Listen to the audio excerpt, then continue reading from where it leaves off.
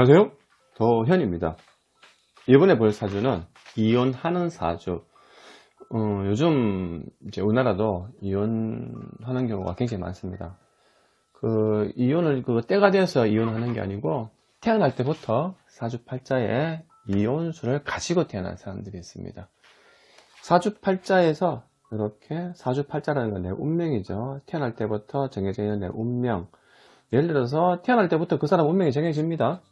태어날 때부터 건강하게 태어날 건지, 태어날 때부터 몸이 아프게 잔병치레하고 장기로 태어날 건지 사주팔자 이렇게 정해집니다. 마찬가지로 요래 사주팔자에 태어날 때부터 이 사람이 때가 되면은 무조건 이혼하는 사주가 있고요. 그리고 10년 대운, 사주팔자에서는 이혼수가 없다 하더라도 10년 밑에 대운에서 이제 이혼하는 경우 두 가지 분류가 있습니다. 다시 설명드리면 사주팔자에서 이혼이 태어날 때부터 이혼하는 정해져 있는 사주가 있고, 사주팔자에는 이혼 사주가 아니지만 운에서 이혼하는 이 두 가지 유형이 있습니다. 지금 보시는 사주에서는 이 사주는 이제 목은 이 여자 사주에서는 관이죠. 관이라는 것은 벼슬관, 그리고 또한 남자를 나타냅니다.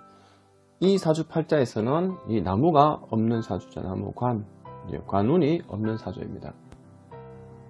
이 관운이 없는 사주인데, 여자 사주에서 관이 없다는 것은 이 사주팔자에서는 남자가 없다, 그리고 직업운이 없다, 이래 볼 수가 있는데, 사주팔자에 남자가 없으면 실제로 남자가 없어서 결혼을 못하고 혼자 사는 건 아니지만, 이제 관이 없다 보면은 남자 덕이 좀 부족하다.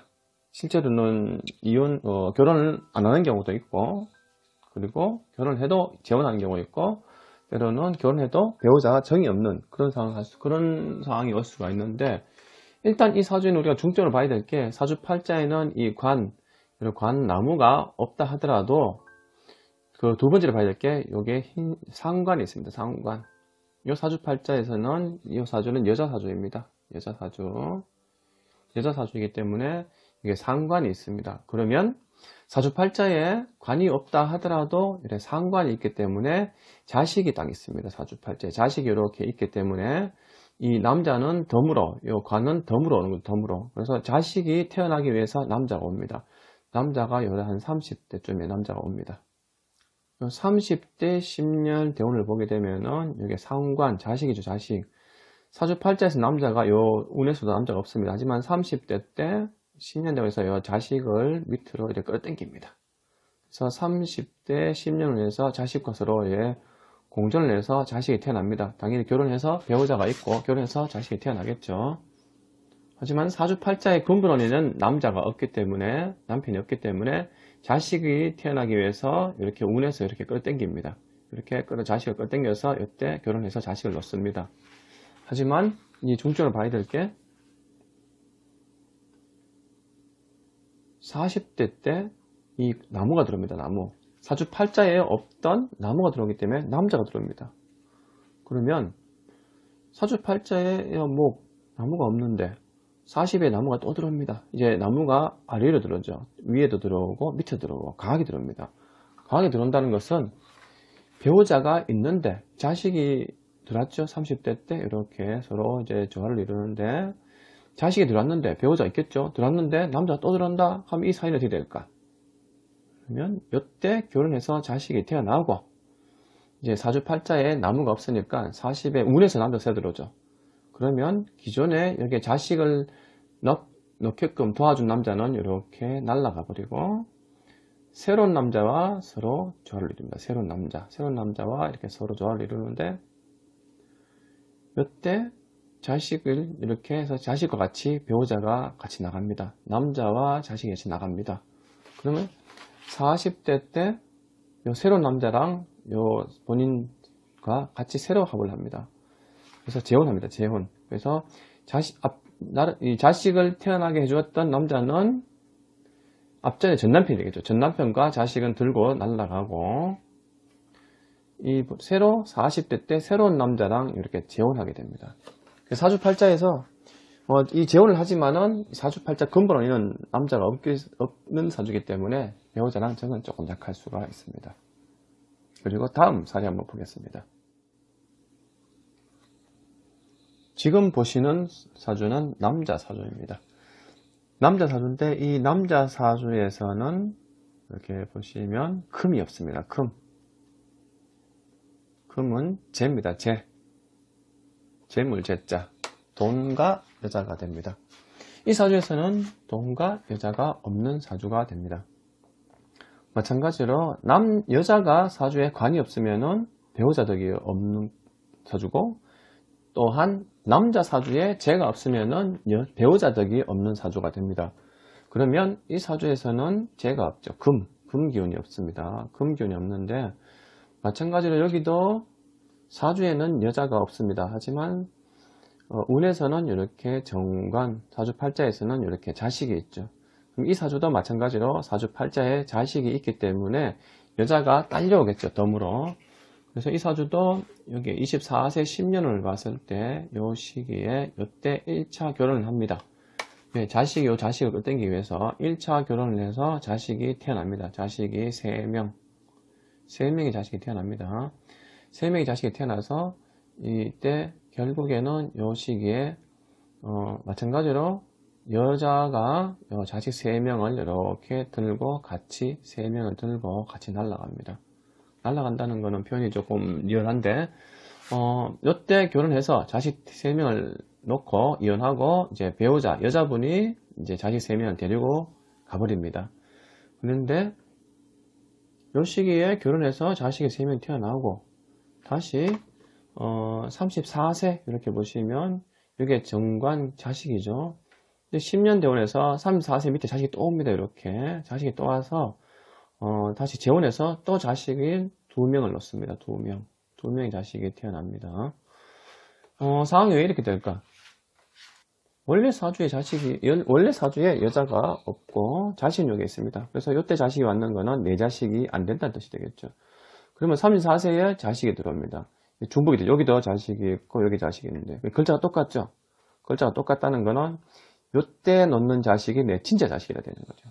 앞전의 자식은 이제 나로 인해 태어났지만 여자가 데리고 가서 이제 그 자식들은 나하고 인연이 이제 멀어져 버리게 되고 34세에 여기 지자자가 똑같죠. 똑같기 때문에 이때 태어난 자식이 정말 내 자식이다. 하지만 사주팔자에 여전히 이 사주에는 금이 없기 때문에 여자는 없습니다. 하지만 운에서 이렇게 자식이 중복되어서 왔기 때문에 여자가 덤으로 왔다 보시면 되겠죠. 사주팔자엔 여자가 없습니다. 그렇기 때문에 이 재혼했는 여자와도 관계는 여자 덕을 크게 본다고 보기에는 조금 어렵죠. 이 사주는 어차피 여자 덕은 없습니다. 배우자 덕은 없습니다. 재혼해서 이제 자식이 2명 태어났지만 그래도 이 남자분 사주에서는 배우자 덕은 없습니다. 좀 서로 정이 없고 많이 다투고 이렇기 때문에 정이 없기 때문에 원래 사주에 이 여자가 없는 사주인데 실제로 만약에 이 사주에 관이 없었더라면 실제 결혼을 못하고 혼자 살아야 되는 경우도 발생할 수 있다고 볼 수가 있습니다.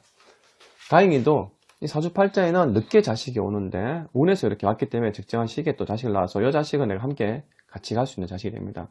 하지만 배우자가 없기 때문에 배우자 정은 좀 부족합니다. 상황이 이때 자식을 낳았지만 내 자식이 안 되고 여자가 나가고 이때 새로운 자식이 들어오기 때문에 이 가정은 이제 보내야 되는 거죠. 앞전에 과거 상황은 이제 나가 보내야 되고 이 상황이 나가야지 다시 내가 재정비를 하기 때문에 일찍이 이때 결혼을 하고 헤어지고 다시 재혼을 합니다. 재혼해서 이 자식이 진짜 내 자식이 되는 거죠. 34세, 44세, 54세 이렇게 자식을 쭉 끌고 갈 수 있습니다. 쭉 끌고 가기 때문에 결국 여자 덕은 없겠죠. 배우자 덕은 없습니다. 배우자 덕은 없기 때문에 결국 자식 때문에 어쨌든 참고 살아가는 상황이 될 수도 있다. 이렇게 볼 수가 있습니다. 또한 또 다른 사례 한번 살펴보겠습니다. 이 사주는 사주 팔자를 보면은 이렇게 관이 있습니다. 이 사주는 관이 있는데 왜 이혼을 할까? 자세히 살펴보시면은 관은 여기 분명히 있습니다. 관은 있지만 이 사주는 여자 사주인데 관은 여기에 있지만 중요한 자식이 없습니다. 식신상관이 자식이 되는데 이 여자분 사주는 이제 갑으로 태어났죠. 갑에 태어났으면은 화 이렇게 불이 식신상관 자식이 되는데 이 사주팔자에서는 중요한 관은 있습니다. 관은 있지만은 식신상관 불이 없습니다. 그래서 자식이 없는 사주가 되죠. 이 사주팔자에는 불이 자식인데 자식은 없고 반대로 관만 있습니다. 다른 사주는 사주에 재가 없다든지 관이 없는 사주인데 이 사주는 관은 여기에 딱 자리 잡고 있습니다. 관이 좀 늦게 있죠. 관은 있지만은 식신상관, 자식, 불이 없습니다. 그러면 이 사주는 왜 이혼을 하게 될까? 이제 사주팔자만 봤을 때는 그 흐름을 전체 흐름을 알 수가 어렵겠지만 요 밑에를 보시면 10년 운세에서 여기 보시면 26세 때 이렇게 자식이 들어옵니다. 26세에 사주팔자에 없는 이 화기운이 불이 자식이 되는데 자식이 26세에 이렇게 자식이 들어오게 됩니다. 이렇게 26세에 자식이 들어오면서 결혼을 합니다. 왜? 운에서 자식이 왔기 때문에 자식이 태어나기 위해서 요 관을 결합을 해서 결혼을 합니다. 결혼을 해서 자식이 등장을 하죠. 태어나는데 사주팔자를 봤을 때는 관은 있고 자식은 없지만은 그래도 자식이 들어와서 결혼을 하죠. 하지만 36세가 되면은 이제 불은 날아가 버립니다. 불은 없어져 버리고 대신에 자세히 보시면 여기 밑에 범인자가 들어옵니다. 무인. 36세 10년 후에서 무인이 들어옵니다. 무인. 요 인자가 조금 문제가 되죠. 요 36세 10년 인자가 들어오는데 요 인자와 편관, 이게 원숭이 신자죠. 이렇게 둘이 만나면은 문제가 생깁니다. 이렇게 상충살이 생깁니다. 상충살. 관은 여기 있고 자식은 없기 때문에 이 사주는 항상 남자랑 관계가 위태위태하다 보면 되겠죠. 관이 이게 식신상관 불이 이렇게 쫙 이어준다면은 남자와 정이 부족하겠지만 그래도 자식 때문에 이 관계를 이어줄 수가 있는데 결국 사주팔자에는 관이 여기 있지만 자식이 없다 보니까 나와 남자 관계가 항상 좀 불안불안하죠. 불안불안한데 운에서 36세 10년에서 이렇게 범인자가 오면서 이렇게 상충살을 맞아버립니다. 그러면 관과 떨어지겠죠. 그래서 이 시기에 이혼을 하게 됩니다.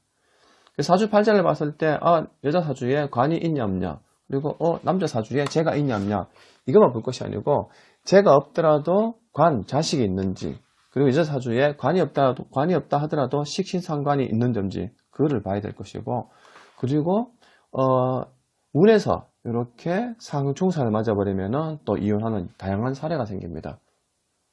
그래서 이 사주팔자를 보는 사주명리학 공부하는 게 굉장히 쉽지는 않습니다.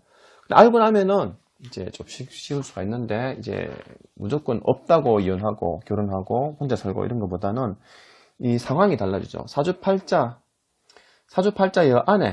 이 안에 무조건 이혼수가 있는지 이혼수가 없다 하더라도 이렇게 운에서 이렇게 상충살이 맞아버리면서 이혼하는 경우도 있습니다. 그래서 사주팔자를 남자 사주나 여자 사주를 봤을 때 관이 있냐 없냐를 먼저 보고 그 다음에 식신상관이 있냐 없냐 여자 사주에 남자 사주에는 재가 있냐 없냐 그리고 관, 자식이 있냐 없냐 여자는 있지만 관운이 날아가서 자식이 날아가면서 여자가 자식을 데려가는 경우도 있고 여자 사주에 분명히 남자는 있지만 자식이 없기 때문에 남자가 자식을 데리고 가는 경우도 있기 때문에 여러 가지 다양한 사례가 있습니다. 그래서 한 가지로 봤을 때 그 답을 찾기는 어렵기 때문에 이 사주 명리학을 공부하시게 되면은 다양하게 다양한 이제 경험, 실전 경험이 필요하지 않을까 싶네요. 보통 이제 사람들이 무조건 사주팔자에 무조건 이혼수가 정해져 있다고 무조건 이혼해야 되느냐, 그리고 운에서 온다고 무조건 이혼해야 되느냐, 꼭 그렇지는 않습니다.